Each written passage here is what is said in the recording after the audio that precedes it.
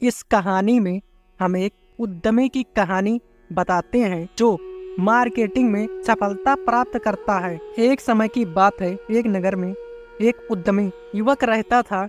उसका नाम विक्रम था। विक्रम अपने मन में मार्केटिंग के क्षेत्र में अपार सफलता प्राप्त करने का सपना पाल रहा था। के मन में नई नई योजनाएं उभरने लगी, लेकिन उन्हें एग्जीक्यूट करने का ठीक समय नहीं मिल रहा था। विक्रम के मन में एक आदर्श मार्केटिंग कंपनी की कल्पना थी। वह विश्वास रखता था कि यदि वह अच्छे उत्पाद और सेवाओं का प्रदान कर सके तो उसकी कंपनी शीघ्र ही मार्केट में प्रमुख हो सकती है। लेकिन विक्रम को समय नहीं मिल रहा था ताकि वह अपनी योजनाओं को धीरे धीरे एग्जीक्यूट कर सके।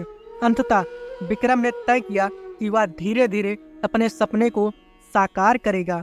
उसने अपनी कंपनी के लिए एक व्यापार योजना बनाई और उसे अपने दोस्तों और परिवारों के सदस्यों के साथ सामर्थ्य और सुझाव का उपयोग करके सुधारा। वह संगठन और संयम के साथ अपने काम पर ध्यान केंद्रित करने लगा।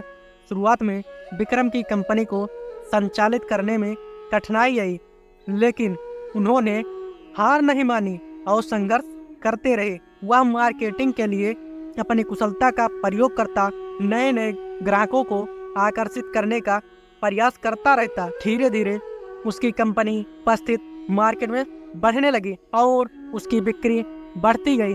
विक्रम की मेहनत और संघर्ष ने उसे नई ऊंचाइयों तक पहुंचा दिया। उसकी कंपनी बाजार में प्रमुख बन गई और वह मार्केटिंग के क्षेत्र में सफलता का आनंद उठा रहा था। उसकी योजनाएं और उद्यमी गीता ने उसे सफलता की ओर ले आई। इस कहानी में हमें यह सीख मिलती है कि सफलता को हासिल करने के लिए हमें अपनी योजनाओं को धीरे धीरे एग्जीक्यूट करना चाहिए।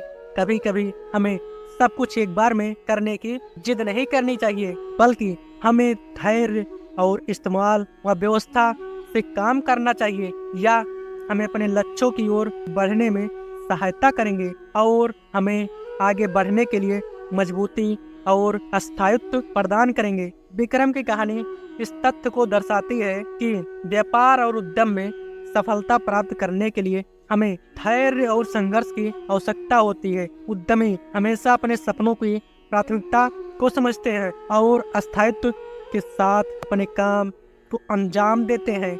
यही उन्हें सफलता की ऊंचाइयों तक ले जाता है।